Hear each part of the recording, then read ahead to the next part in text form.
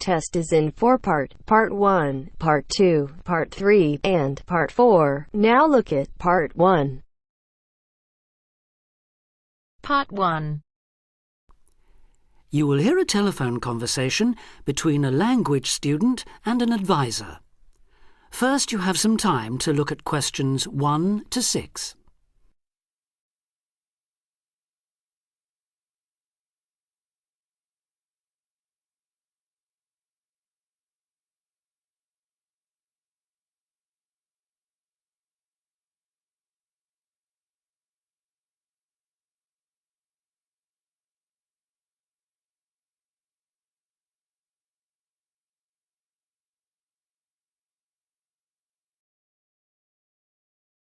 Now we shall begin. You should answer the questions as you listen because you will not hear the recording a second time. Listen carefully and answer questions 1 to 6. Homestay Language Learning, Lisa McDowell here. How can I help you? Hello, my name's Dan, Hello, Dan. and I'm going to be living with a family in Edinburgh for 3 months, so I'd like some advice on what to bring with me. I'm flying in via Singapore on the 15th. Right. Well, perhaps most important of all are your documents. Vaccination certificate, sponsor's letter, and the certifying letter from us for immigration. Yes, I've got all those in order, I think. What I'm really wondering about are money and clothes and things for my room. Personal effects, in other words. OK, let's start with cash. You'll already have money in your bank account here, of course, but make sure when you get here you have some cash on you. Pounds, that is, not euros or dollars. How much do you suggest? I'd say 50 as an absolute minimum. OK. Now, the next thing is which clothes to bring. What do you think? Well, as I'm sure you know, it can get pretty cold here, so you will need some warm clothing. There are shops near here that sell winter clothes quite cheaply, so you really don't need to bring much. Do make sure, though, that you have at least one thick sweater and a jacket with you when you arrive here. The temperature's likely to be a lot lower than in Singapore. Thanks for the warning. Now, something else I'm not sure about is whether to bring my computer. It's a laptop, so it won't take up much room. 2 problems. Firstly, it might not be compatible with the electricity supply in this country. And secondly, there's a risk of it getting broken in transit. Someone travelling here had hers smashed only last month. But surely I can carry it as hand luggage. Usually, yes, but because of all the tight security right now, you may have to check it in. So my advice is to leave yours at home. OK, I think I will.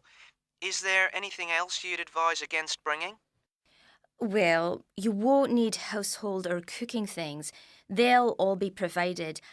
And importing food, of course, isn't allowed by customs, though I imagine you already knew that. Well, yes. But there are 1 or 2 things I'd suggest you find room for in your suitcase. Yes? Perhaps a few of your favourite cassettes or compact discs. Of course, you might be able to find them in the shops here, but then again, you might not. That's a good idea. Anything else? Yes, some photographs of people and places that are special to you could be nice. They can really make your room feel like home. It's just a thought. I'll see if I've got a few good ones.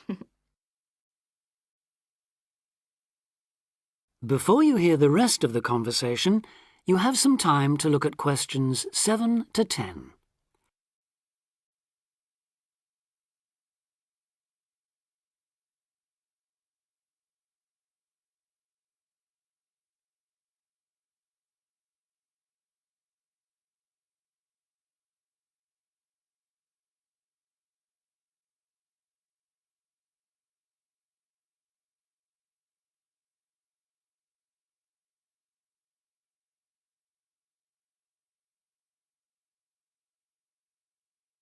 Now listen and answer questions 7 to 10. Just a few points about packing. Make sure all your cases are clearly labelled, in English, with your host family's name and address. just in case they go missing on the way. It has been known to happen. What name do I write, by the way? It's Wark. Lewis and Amy Wark. So that's W-A-L-K? It's actually W-A-R-K. But we'll be posting full details to you later this week. Right, fine. And I'd better put some essentials in my hand luggage, enough for a night or two in case, as you say, anything happens to my main cases. Yes, I'd recommend a change of t-shirt and socks and so on, plus any medication you may need, and a toothbrush, of course. And my tights. Your tights? Yes, for the flight. Wearing them helps prevent deep vein thrombosis when you're flying long distances, not getting any exercise. Oh yes, I've heard about that. Now, talking about exercise, there's one last thing.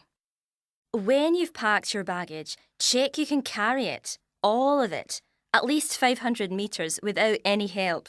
You may have to do that. Okay. Well, thanks for all your help. You've cleared up a lot of points.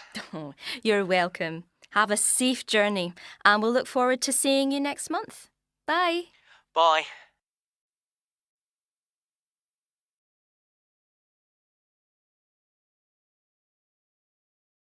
That is the end of part 1. You now have half a minute to check your answers.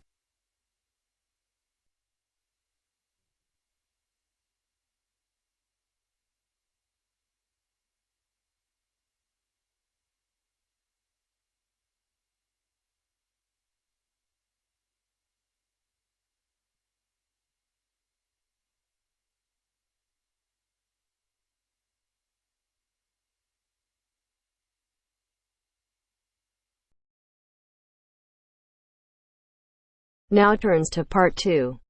Part 2. You are going to hear an orientation talk. First, you have some time to look at questions 11 to 15.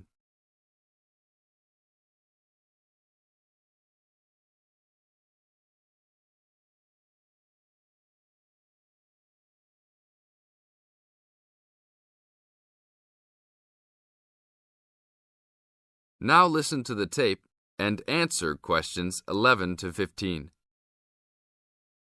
Welcome to Orientation Week. Today I am here with the captain of our school's women's gymnastics team. Her name is Elizabeth Rain, and she is a fourth-year student. I hope you can all see her as an example of a responsible student and athlete, a role model for everyone. Hi, Elizabeth. Thank you for stopping by our Orientation Week. Thank you for having me.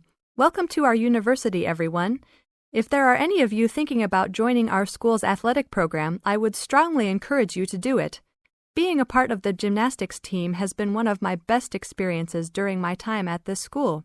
It has taught me so much about teamwork and friendship, and has even taught me how to improve my academics by prioritizing my time. I have some questions that I am sure the students will want to know the answers to as well. First of all, how did you find the time to do well in classes as well as train for gymnastics? Prioritizing is the key. You must be very organized.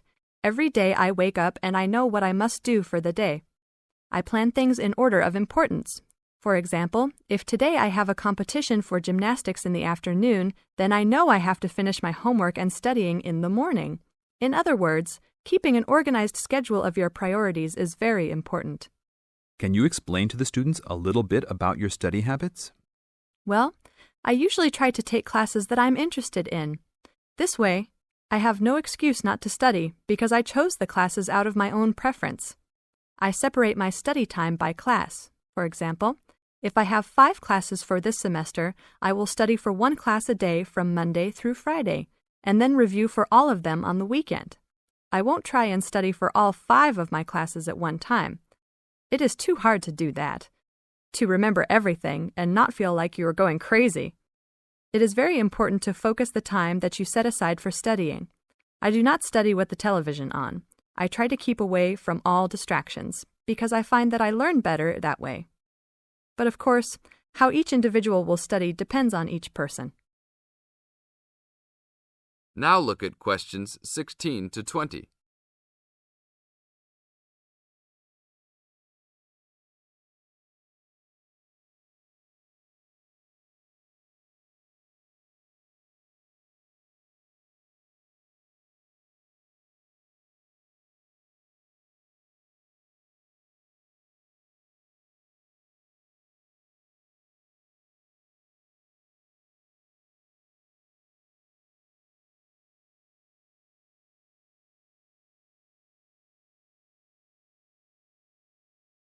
Now listen to the tape and answer questions 16 to 20.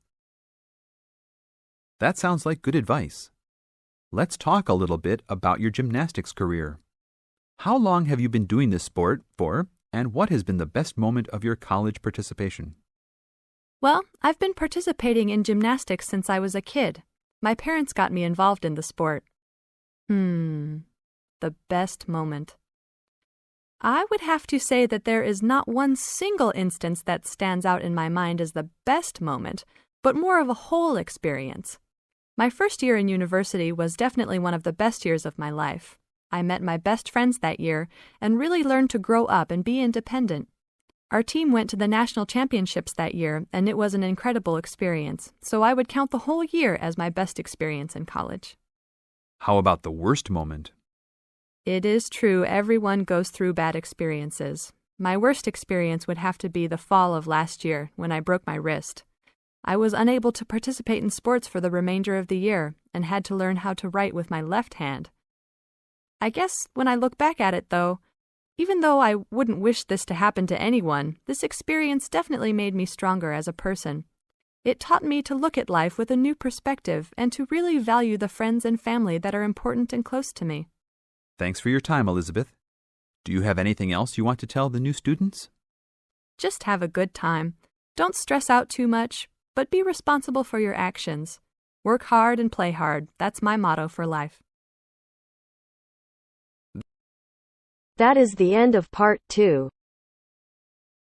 You now have half a minute to check your answers.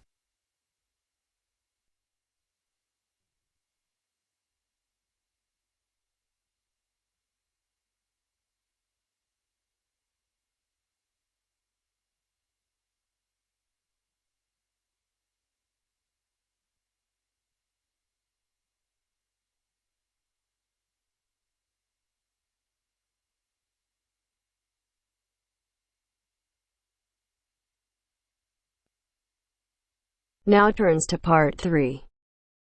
Part 3.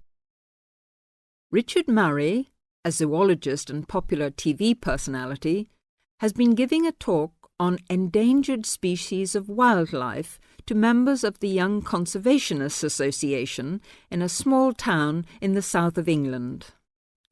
Listen to the extract from the discussion he had with two of the young people after his talk.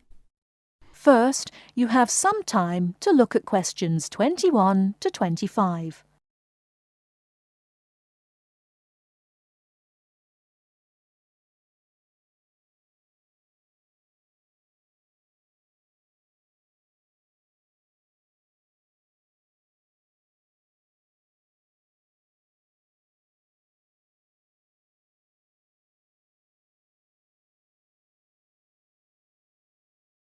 Now, listen carefully and answer questions 21 to 25. What would you say, Mr. Murray, are the main reasons that so much of our wildlife will have died out by the end of the next few decades? Well, Tony, we can't, of course, rule out the effect of urbanization due to the spread of population. But apart from that, I believe there are two reasons which, in a way, are like the opposite ends of a piece of string. If you tie a knot in that piece of string, you end up with a circle, and whichever way you go round, it's going to turn out to be the same. I don't think I quite get that, Mr. Murray. Well, let's put it another way. It's rather like a film. You've got the good guys and the bad guys. They're pulling in opposite directions, but when it comes to the final showdown, it's hard to make out which is which. What are your two reasons, Mr. Murray? I call them greed and caring. Greed and caring? Yes, I know they don't seem to have much to do with one another, but think about it. The motive of greed is pretty obvious. In the course of the next few months, thousands of baby seals will be bludgeoned to death before they're even weaned from their mothers. What for? For the sale of their skins at inflated prices to please the vanity of a few and line the pockets of the killers. Crocodiles will be slaughtered to provide shoes and handbags for the rich. Gorillas, tigers, leopards and rhinos will be hunted for senseless sport or poached in defiance of regulations.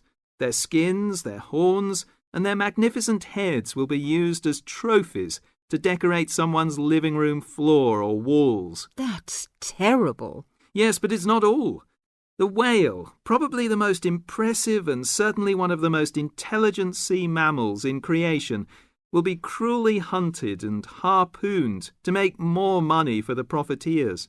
The dolphin, the sailor's friend, will be indiscriminately battered to death at so much a head on the grounds that it is taking away the livelihood of a few fishermen by consuming the fish in its natural habitat.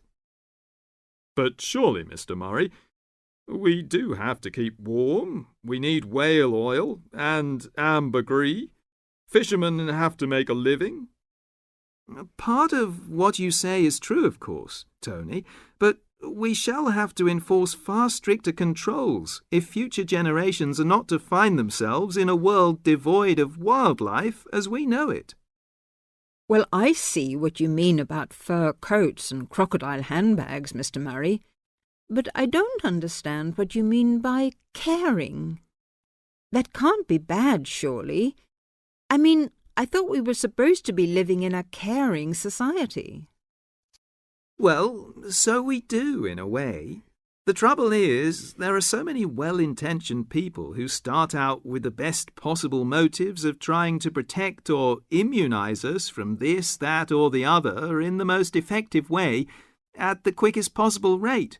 But in their enthusiasm, they lose sight of the long-term consequences. It's only very gradually that the danger to other forms of life, including humans, comes out. Not to say leaks out, and by that time it'll probably be too late to do much about it. Take insecticides, for instance. But Before you hear the rest of the talk, you have some time to look at questions 26 to 30.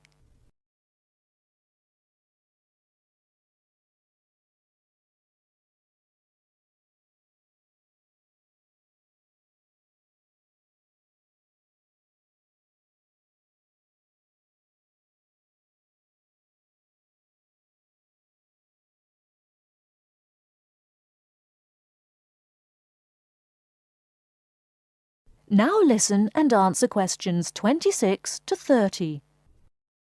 But insecticides protect crops from pests. They destroy disease-carrying mites and creepy crawlies like cockroaches. True, but nature has a way of developing her own immunity against insecticides and other pest controls, with the result that the biologists are driven to inventing stronger and stronger compounds, which, though they may annihilate the pest, nevertheless permeate the environment, are assimilated by plant and animal life, and become absorbed by the soil. Countless innocent creatures, the beaver or the mole, for example, are performing a useful task in the natural control. The alarming prospect is that as these poisons enter the foods we eat, and consequently our own systems, they'll find their way into the body of the pregnant mother and into her milk, offering incalculable risks to the unborn or newly born infant. In spite of all our technological expertise, our time is running out. We're virtually destroying ourselves. That is the end of part 3. You now have half a minute to check your answers.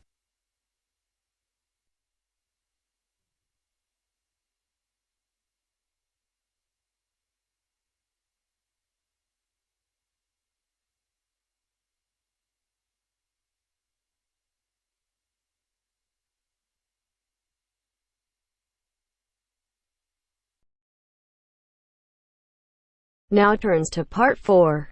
Part 4. You will hear a tutor giving some business students instructions about a finance project. You now have 30 seconds to read questions 31 to 36.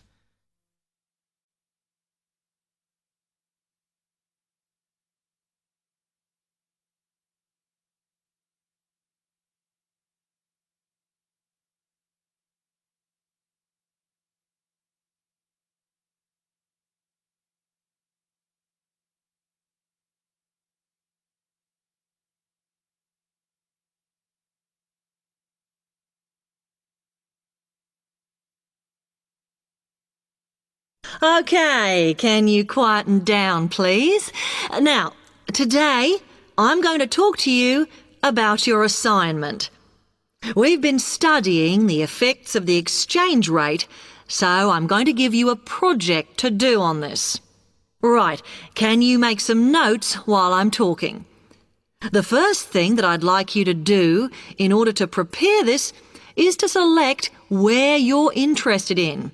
I mean, which country, and therefore which currency you're going to be operating in.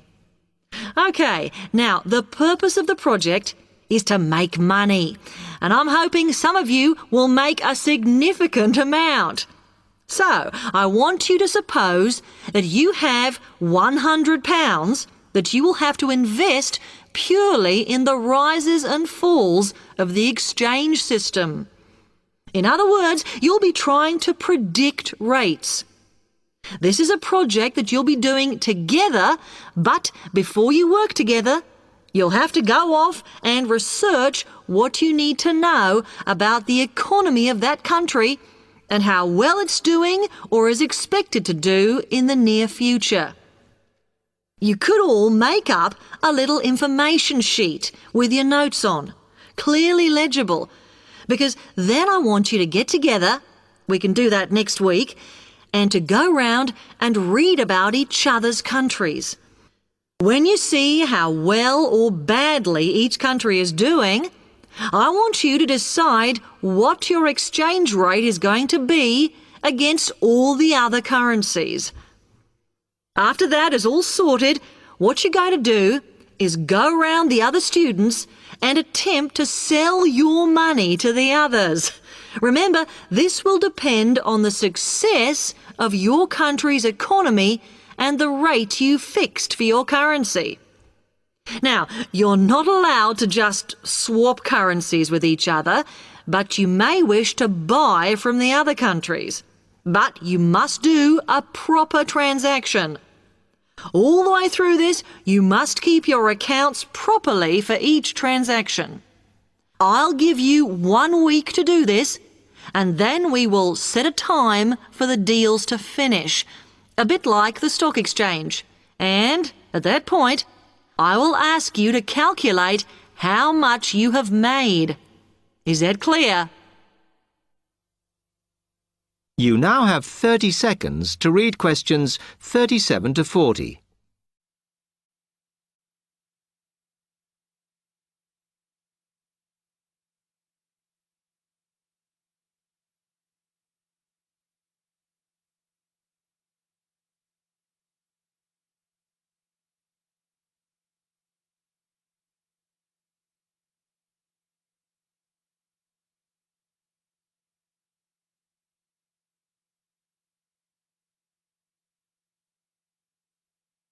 OK, now before you begin that, there are a few things I want you to read up on to prepare. You need to look at the economies of the UK's main trading partners. I don't mean all of them, because that would be over 80, but just the 29 principal ones. There are summaries in the last 3 books on the book list I've given you. And so that you can practice applying the criteria on assessment I gave you, I'd then like you to focus just on one sector across all the countries. The most common one across every country is farming.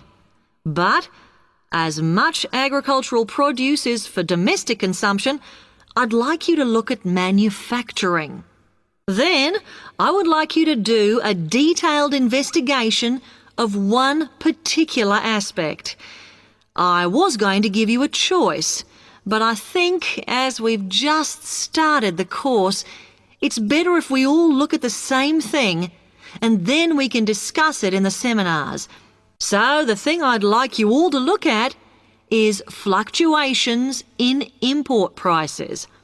Now, you need to do all that before you start the project, as it will help you assess the economies of the countries you'll be representing in the project. Don't worry, you've got plenty of time. Exam week is December the 8th, Then it's the holidays until January the 6th, so I don't need the project in till February the 5th. Is that okay? Now, any questions on this? Because it... That is the end of part 4. You now have half a minute to check your answers.